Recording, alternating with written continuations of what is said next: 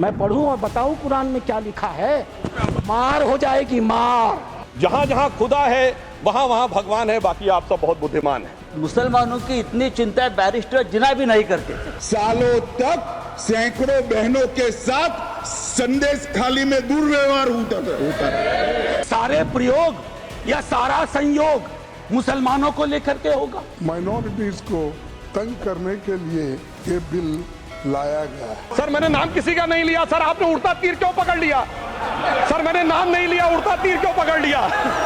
नेहरू जी की कैबिनेट में डॉक्टर श्यामा प्रसाद मुखर्जी नहीं होते तो आज इनके नेता राहुल गांधी जी अपनी यात्रा शुरू करने से पहले किसी परमिट की लाइन में लगे होते।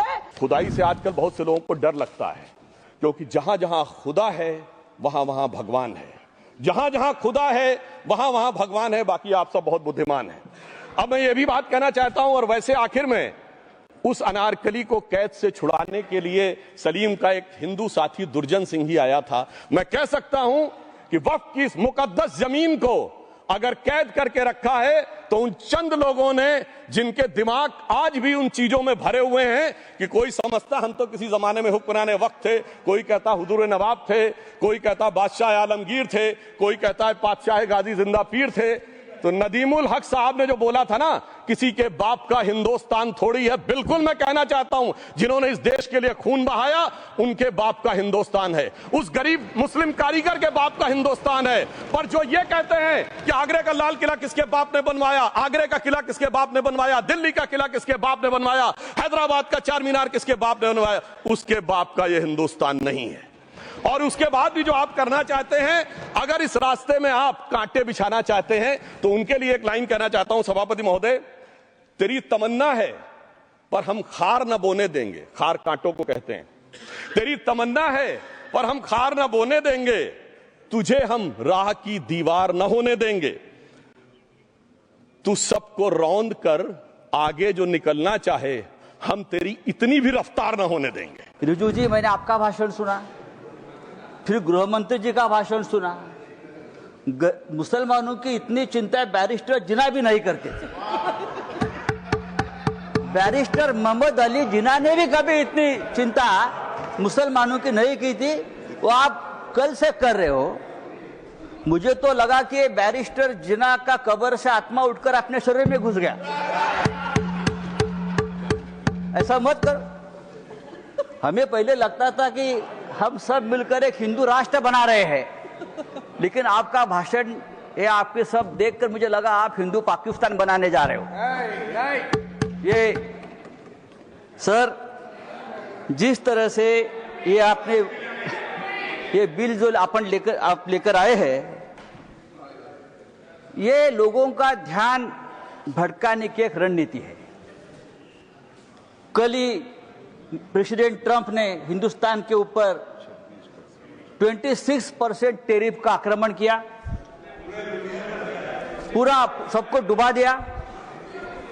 तो ये असली मुद्दा जो है, उसी दिन आपने ये बिल लेकर आए हो, उसी दिन डाइवर्ट करने के लिए, उसी दिन चर्चा होनी चाहिए थी कि ये बिल जो प्रेसिडेंट ने, जो ट्रंप ने जो टैरिफ लगाया, उसे हमारे देश के ऊपर क्या प्रभाव पड़ेगा, हमारी अर्थव्यवस्था गिरेगी, हमारा रुपया गिरकर मर जाएगा। ऐसी बहुत सी बातों का जो ध्यान जनता सोच रही थी, तो आपने ध्यान हटा दिया और हिंदू मुसलमान के मुद्दे पर वापस आपने ध्यान लाकर दिया। जब भी बेरोजगारी, महंगाई, आर्थिक मुद्दे आते हैं, तो आप इस प्रकार के धार्मिक मुद्दे लेकर आते हो और 2 दिन, 4 दिन, 5 दिन चर्चा आप कर लेते हो। आगे हमारे दोस्त आगे, अरे बाळासाहेब यांना आपण नमन करतो। त्यांनी आपल्याला काय सगळ्यांना सांगितलं की आम्हाला अभिमान आहे की माझ्या शिवसैनिकांनी बाबरी मस्जिद पाडली, हे बोलले ना, बरोबर आहे। आणि मुंबईच्या 92-93च्या दंगलीमध्ये माझ्या शिवसैनिकांनी आमच्या हिंदू बांधवाच्या रक्षण केलं, हे तुम्ही बोलत होते, बरोबर आहे की नाही? मग धन्य हो, आपको भी धन्य हो हम कुछ भी नहीं सर, आपको धन्यवाद के बोलने दिया, मगर इनको धन्य नहीं, काय हमारा काही चिंता नहीं। वो आपको जो बोलना है बोलो, सच्चाई देखो। अभी क्यों ऐसा कर रहे हो? अच्छा, आज पहली बार सर, पहली बार आखिरी में पहली बार हमारे संजय भैया का भाषण नरोबा कुंजोरबा था। कभी नहीं तो बिल्कुल टट टट टट टट टट बोलते। आज क्या बोलूं क्या नहीं बोलूं उनको समझ में नहीं आ रहा था। क्या बोलूं नहीं बोलूं, देखो अभी भी एकदम ऐसा ही कर रहे हैं। संजय भैया, आपण कलर नको बदला सर। मेरा इतना ही कहना है, भारत धर्मनिरपेक्ष देश है, रहेगा, और हम सब लोगों की जिम्मेदारी है कि भारत के संविधान के तहत भारत को एक सेक्युलर डेमोक्रेटिक रिपब्लिक बनाए रखे और देश के हर एक नागरिक के लिए प्रधानमंत्री जी जो काम कर रहे हैं उसमें हम सहयोग करें। बता दी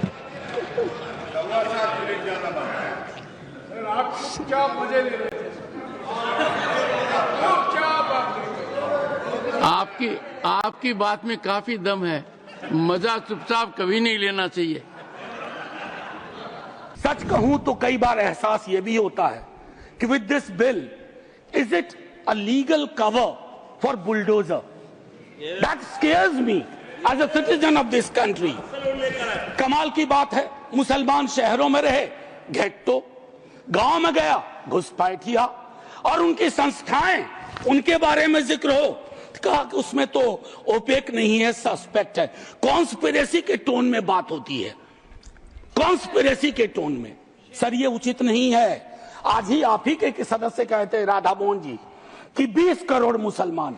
सर अगर एक घर में एक सदस्य मुसलमान है, क्या आप उसको एलिनेट होने दीजिएगा या उसको जोड़ के रखिएगा? उसकी शिकायतों को और उनसे जो शिकायतें हैं वो कैसे दूर होंगी? बैठ करके दूर होंगी। किसी को डॉग विसिल पॉलिटिक्स का उपकरण बना करके अगर आप अलग करना चाहोगे तो वो उचित नहीं है। माननीय उपसभापति महोदय, आपने कहा, मेरे कई सदस्यों ने कहा, नॉन मुस्लिम्स को, मैं तो बड़ा तारीफ करूंगा, खड़ा हो जाऊंगा पक्ष में, अगर इतना सेक्युलर मिजाज इस देश का कर दीजिए कि हर धर्म के संस्थाओं में दूसरे धर्म के लोग हो। इस्लामिक कम्युनिटी में डालिए तो हिंदू में डालिए, सिखों में डालिए, क्रिश्चियंस में डालिए, तब न बात होगी। या सिर्फ तय कर लिया कि सारे प्रयोग या सारा संयोग मुसलमानों को लेकर के होगा? ये उचित नहीं है माननीय उपसभापति महोदय। माननीय सभापति महोदय, जो माननीय सदस्य ने बात कही है, मैं सुन रहा था डॉक्टर त्रिवेदी जी की बात। उन्होंने कहा था ऐसे मुसलमान हम लोगों के साथ हैं और वैसे मुसलमान इन लोगों के साथ हैं। बात यह है कि आपने जिस तरह से इस पूरी बात कही है, ये घोर आपत्तिजनक है, अपमानित करती है, और जो माननीय सदस्य ने भी मेरे बारे में भी कहा है, मैं उनके निंदा करता हूं। Honourable home minister, honourable home minister, honourable home minister, एक second okay, one second, your mic will be on. जी महोदय, मुझे ये सब कहने की जरूरत नहीं है, लेकिन जो गुजरात में दंगे और फसाद हुए, कौन कौन उसके लिए जिम्मेदार थे, बताइए। ऑनरेबल होम मिनिस्टर,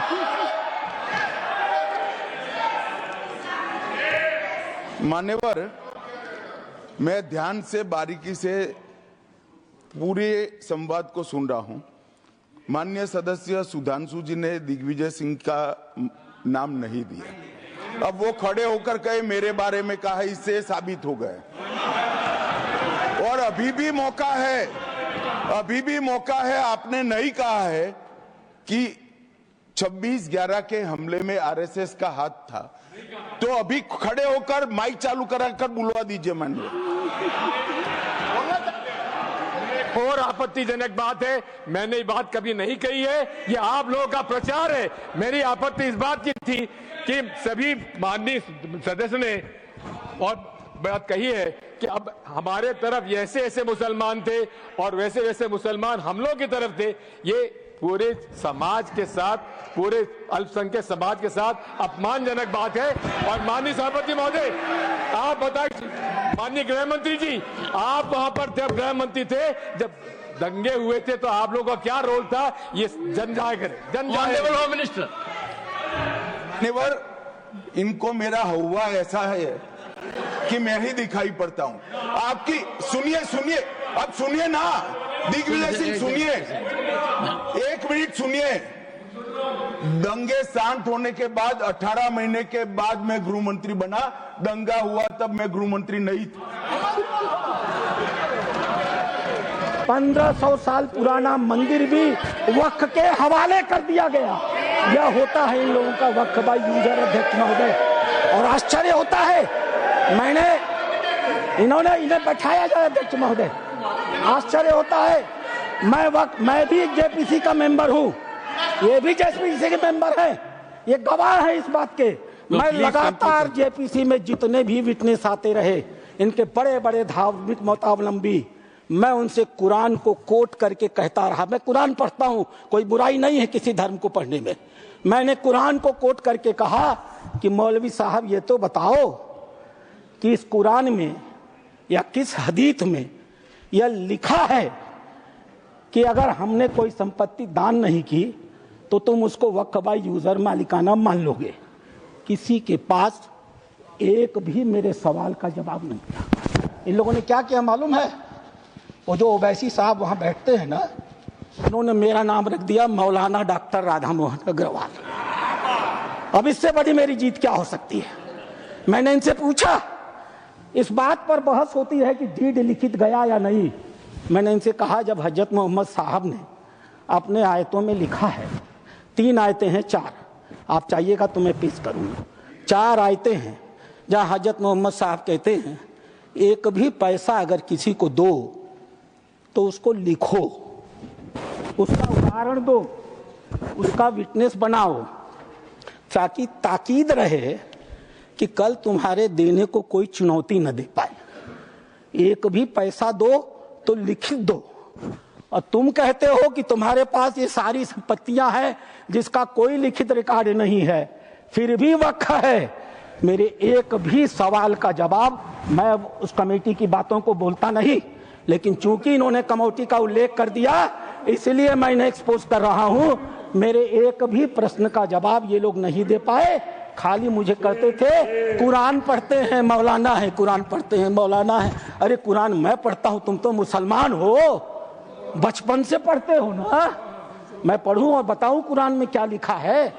मार हो जाएगी, मार। ये हिंदू की बलमन साहत है जो कुरान पढ़ के तुम्हें बताता नहीं है। माइनॉरिटीज को तंग करने के लिए ये बिल लाया गया है और ऐसा कोई बहुत से बदलाव अगर 95 के एक्ट से होते थे, 1995 के एक्ट से, तो हम मान लेते थे। जो वहां है इसमें डाल दिए और जो नहीं डालना चाहिए ऐसे चीजें डाल दिए। मेरे पास तो कंपैरेटिव स्टेटमेंट है, हर अगर मैं बोलते कहूँ इस पर तो वक्त बहुत लगेगा।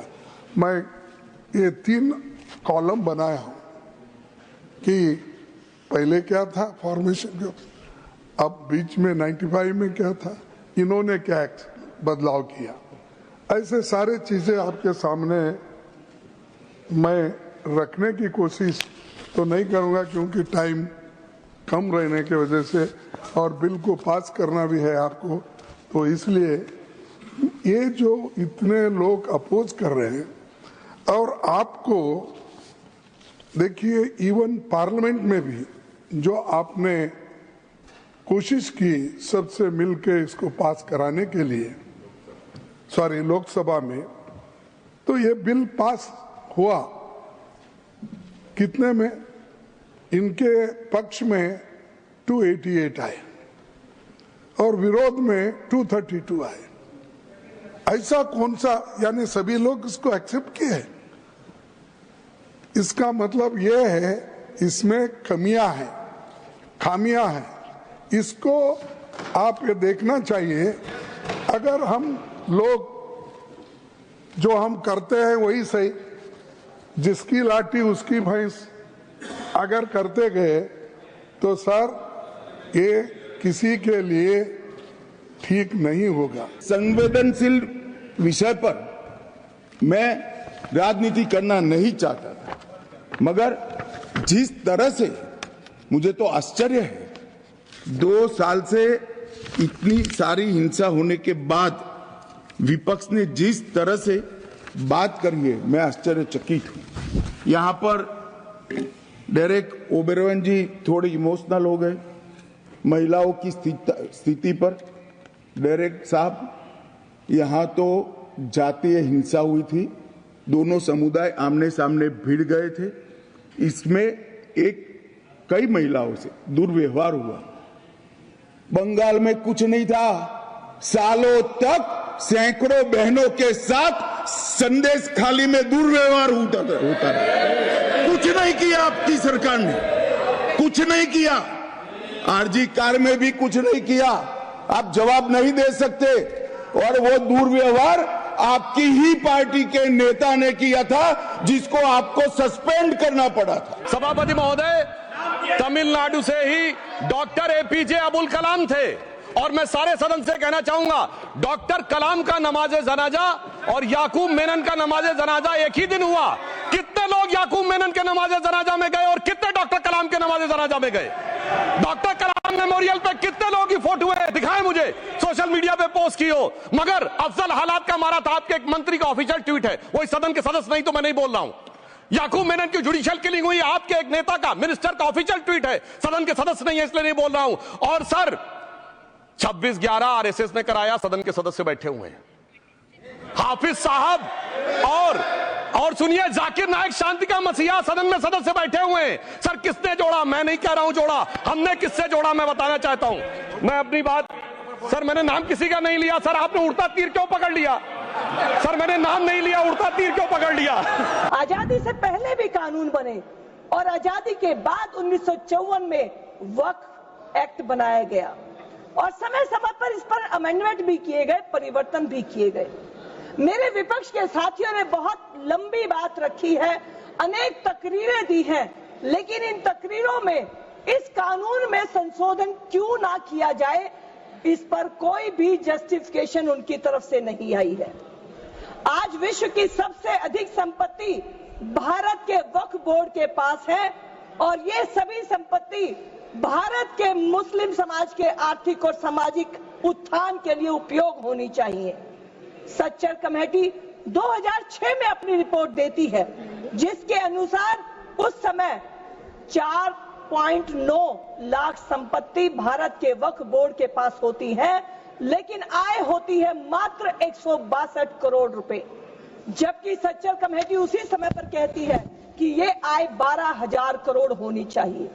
आज इस वक्त संशोधन बिल को सदन में लाया गया और स्पष्ट चर्चा यहां पर होनी चाहिए थी, लेकिन आदरणीय सभापति जी, विपक्ष के साथियों ने आज इसे भी राजनीति का अखाड़ा बना दिया। और बहुत हैरानी हुई कि हमारे कांग्रेस के उपनेता ने जो बात कही कि इस बिल के आने से, वक्फ बोर्ड के संशोधन के आने से इस्लाम खतरे में है, और उससे भी बड़ी बात उन्होंने मजाक की कही कि अगर वो ना होते, अगर उनकी पार्टी के पूर्वज ना होते तो आज आजादी नहीं होती। उनके पूर्वजों ने लड़ाई लड़ी है और उन्होंने सवाल उठाया हमारे पूर्वजों के ऊपर कि आप नहीं थे।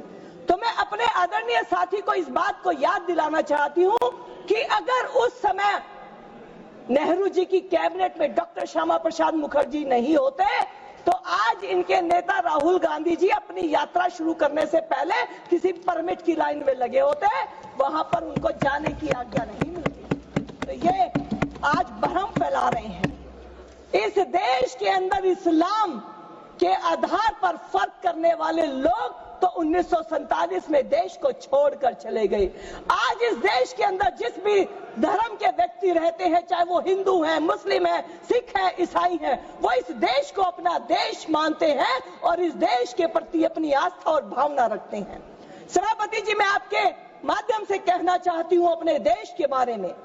मंदिर में दाना चुगकर चिड़िया मस्जिद में पानी पीती है। मेरे भारत में तो राधा की चुनरी सलमा बेगम सीती है।